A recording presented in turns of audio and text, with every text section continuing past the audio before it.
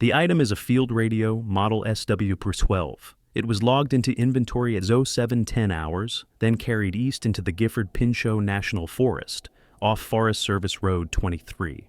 On September 20th, 1952, the radio remained operational, static present, signal fair, no recorded malfunction. At the northern slope site, sound failed to carry. A calibrated tone at the source was audible at close range. At 200 yards, it was not. At 400 yards, it was not. The loss was consistent across positions and frequencies. The record places the test inside what was marked District 7, Zone C. The boundary did not shift with time of day. The readings did not return to normal until the crew left the zone. The last entry was filed without the discrepancy being reported.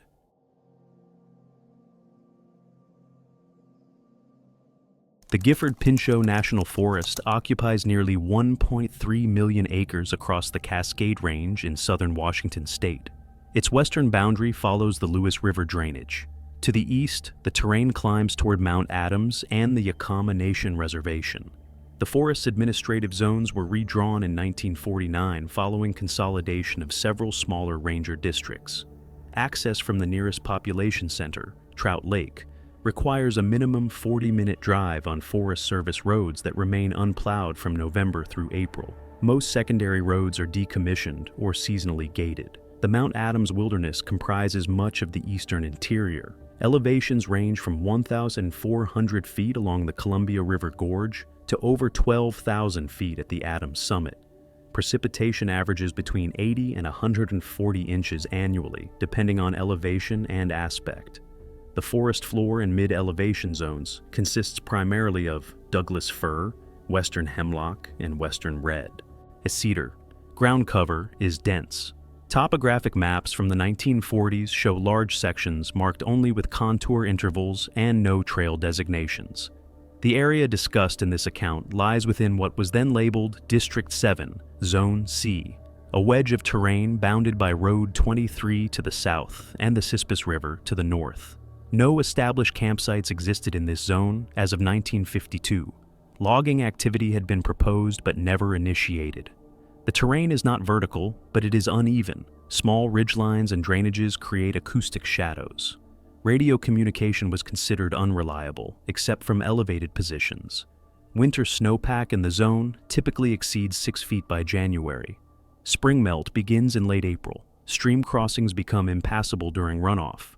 The zone was classified as low priority for patrol or improvement. It was visited infrequently.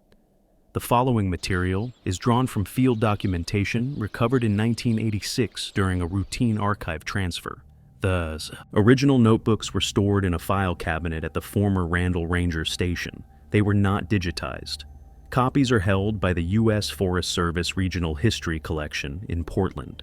The author was a seasonal acoustic technician contracted through the University of Washington's Forestry Sciences Laboratory. His name was Peter Calloway. He was hired to conduct baseline sound propagation tests as part of a feasibility study for a proposed fire lookout communication network. The tests were scheduled for late September 1952. September 18, 1952, 0640 hours arrived staging area off FS Road 23. Temperature 41.5. Clear skies, wind negligible.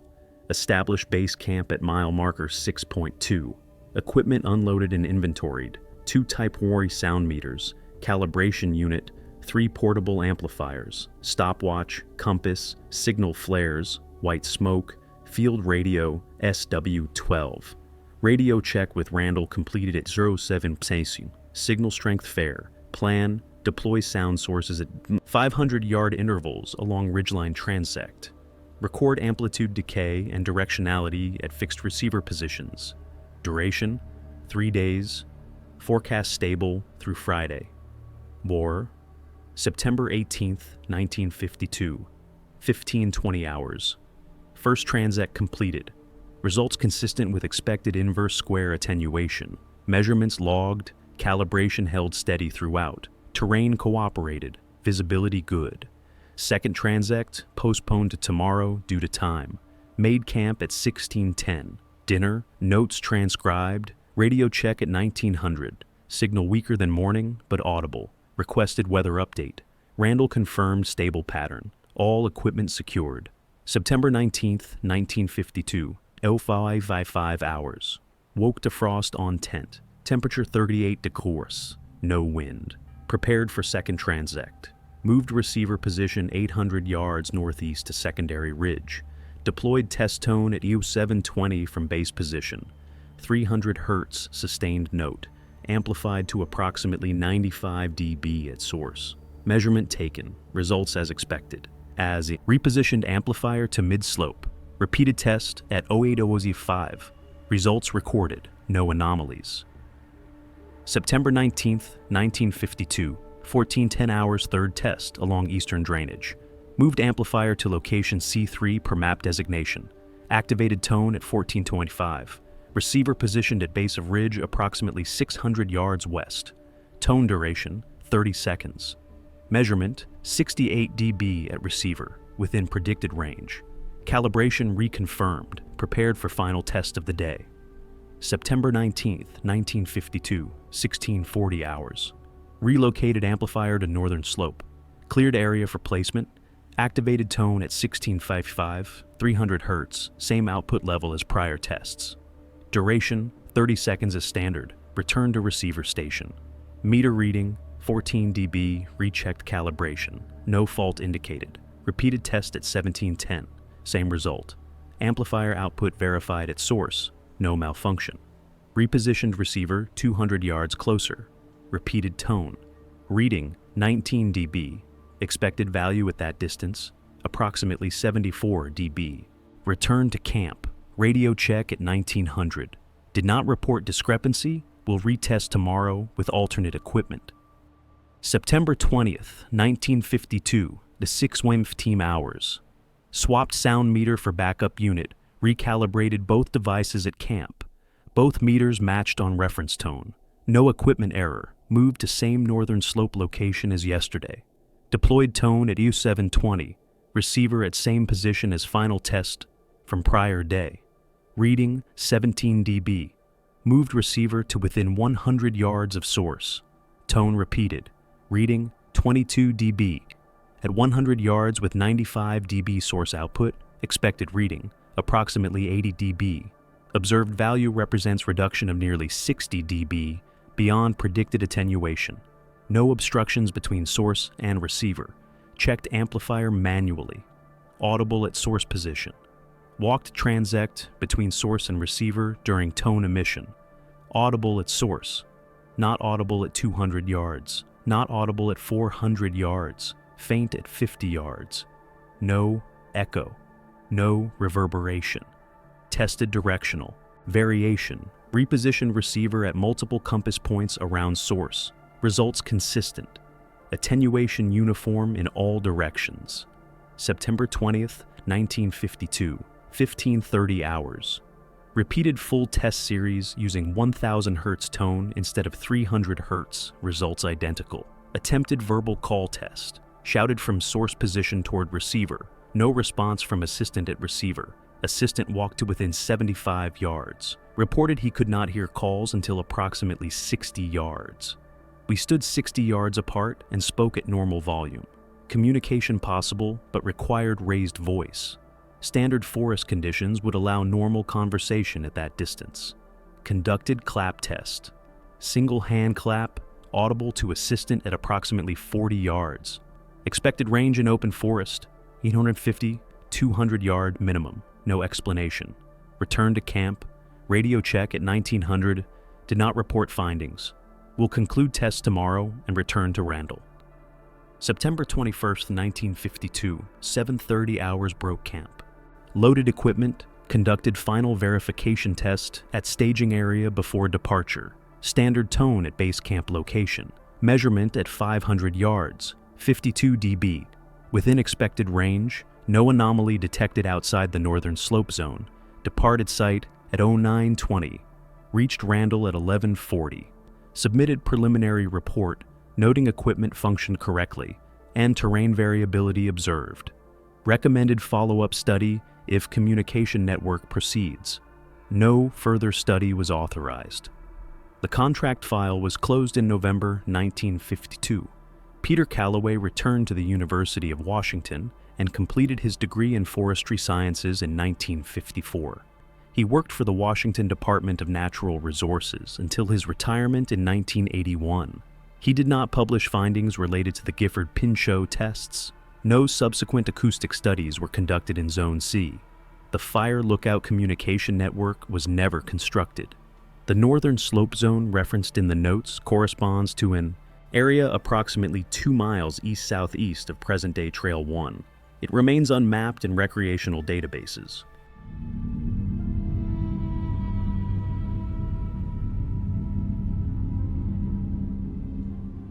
The notebooks contain one additional section. It was written on a separate page. The page was folded and inserted behind the final entry. The handwriting matches Callaway's. The date is absent. Undated note. Attached to field journal, returned to the northern slope zone on October 4th. Not part of contract work. Personal interest. Brought handheld sound meter and portable radio. Arrived at approximately 10:30 hours. Weather clear. Temperature 50 degrees Celsius. Relocated to same position as September 20th. Tests. Conducted tone test using voice projection. Shouted at normal volume toward ridgeline. No audible return. No echo. Walked 100 yards and repeated. Same result. Moved to location where assistant had stood during original tests. Turned and faced source position. Clapped hands once. Sound absorbed immediately. No reverberation. Stood silently for several minutes. No ambient sound detectable. No wind rustle. No bird calls. No insect activity. Checked.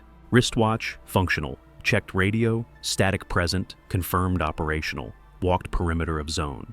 Ambient sound returned at approximately 200 yards northwest of test position. Birds audible. Wind audible. Re-entered zone. Silence returned. Recorded coordinates, 46.2983 degrees AN, 121.6471 W. Elevation, approximately 3,200 feet. Zone diameter estimated at 400 to 500 yards. Left site at 1340 hours. Did not report findings to Forest Service. The folded page ends there. No further documentation exists in Callaway's files. His personnel records show no additional fieldwork in the Gifford Pinchot after September 1952. He did not request authorization for the October visit. The coordinates provided correspond to an area within the original Zone C designation. Modern satellite imagery shows dense canopy. No clearings, no structures, no trails. The area has not been logged. It has not been developed. USGS topographic maps from 1955, 1972, and 1994 show no notations for the northern slope zone. The designation Zone C does not appear in current Forest Service management databases. District 7 was dissolved during reorganization in 1961. Acoustic anomalies in forested terrain are not unprecedented. Temperature inversions can create sound channels that redirect acoustic energy away from ground-level receivers. Atmospheric pressure gradients during clear, calm conditions may contribute to atypical attenuation. Dense canopy layers with specific moisture content can absorb sound across certain frequency ranges. Callaway's tests occurred in late September. Morning frost was documented, clear skies were noted. These conditions align with the formation of stable air masses that trap sound close to the ground, or prevent it from propagating entirely under specific thermal profiles. The terrain described, small ridgelines, uneven drainages, could produce localized dead zones where sound does not reflect or carry efficiently. Studies conducted in the 1970s by the U.S. Army Corps of Engineers documented similar absorption effects in heavily forested areas of the Olympic Peninsula. Sound propagation was reduced by as much as 40 decibels over short distances when canopy density exceeded 85% and humidity levels were high. Callaway's measurements showed attenuation of approximately 60 decibels beyond prediction. The Olympic studies do not fully account for this degree of reduction, but they suggest a pathway. Forest floors with thick duff layers and moss-covered substrates can dampen ground-based acoustic reflection. If the northern slope zone possessed unusually absorbent ground cover, this could explain part of the observed loss. Callaway did not document ground composition in detail. His notes mention cleared area for placement, but do not specify substrate type. No soil samples were taken. No vegetation surveys were conducted. The absence of echo is consistent with environments that lack reflective surfaces. Open meadows, dense undergrowth, and snow-covered ground all reduce reverberation. Callaway's October note describes the zone as silent. He mentions no wind rustle, no bird calls, no insect activity. This is consistent with seasonal migration patterns. Early October marks the departure of many songbird species from the Cascade Range. Insect activity declines sharply as temperatures drop below 50 degrees. Wind conditions can be highly localized in ridge and drainage topography. A pocket of still air is plausible. Human perception of silence is also subjective. Extended time in low-stimulus environments can heighten awareness of the absence of sound. What Callaway described as total silence may have been a reduction in ambient noise rather than true acoustic void. His October visit was conducted alone. He had no assistant to verify observations. He had no secondary equipment to cross-check readings. The subjective nature of his description does not invalidate the experience, but it introduces interpretive variability. There is also the question of documentation intent. Callaway chose not to report his October findings to the Forest Service. He folded the note and inserted it behind the final official entry. This suggests ambivalence. He recorded the observation but did not formalize it. He returned to the site outside of contract obligations, indicating curiosity or concern, but he did not pursue further investigation. He did not seek funding. He did not publish. He did not speak publicly about the tests during his 27-year career with the Washington Department of Natural Resources.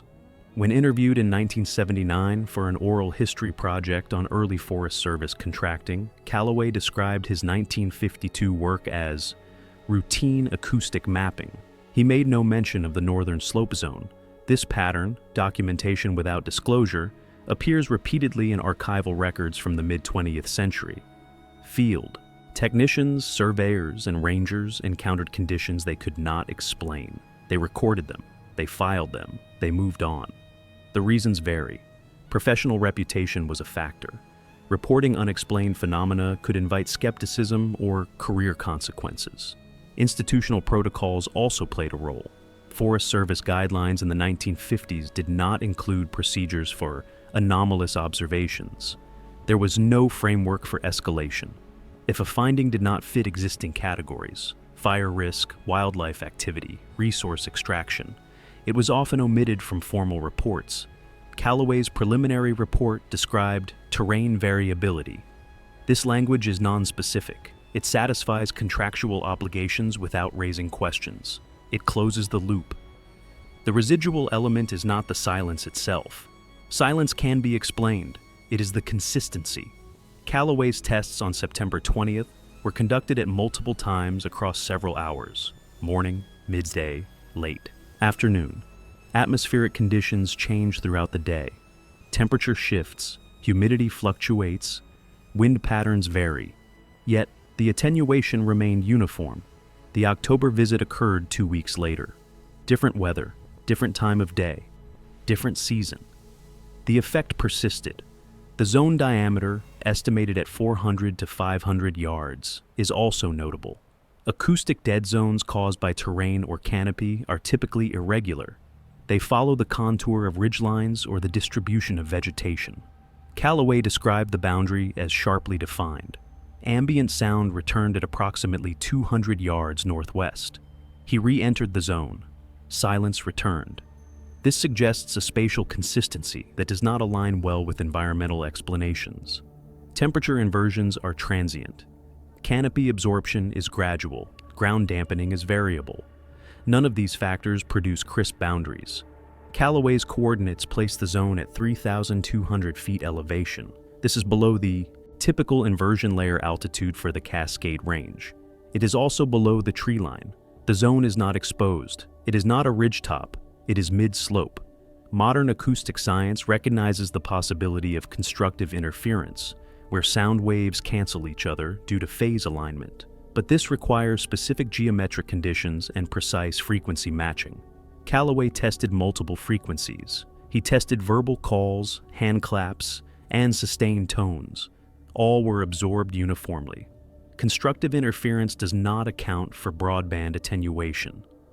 The Forest Service did not revisit the northern slope zone after 1952. No follow-up studies were authorized.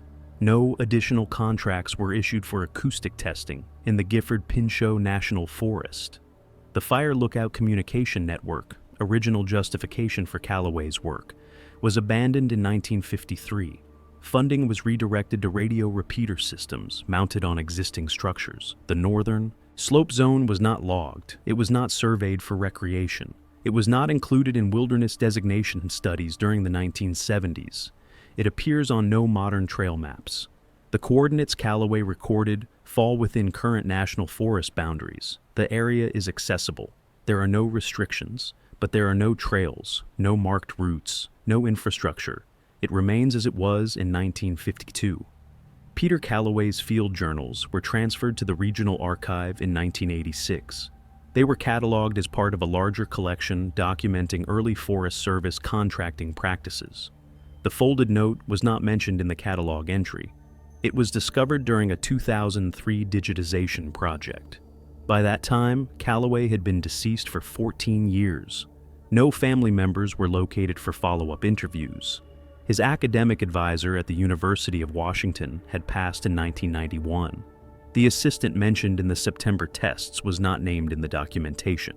Personnel. Records from 1952 are incomplete. The Randall Ranger Station closed in 1998. Its files were dispersed across 3 regional offices. Some were lost. The northern slope zone has not been confirmed through independent observation. No acoustic studies have been conducted in the area since Callaway's work. No recreational reports reference unusual sound behavior in that section of the forest. Hikers do not frequent the area. It is not scenic. It is not accessible.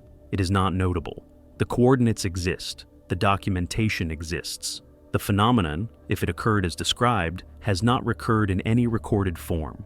Or it has, and no one has documented it. The Gifford Pinchot acoustic test file is closed, but the archive remains open. Subscribe to get notified for the next entry.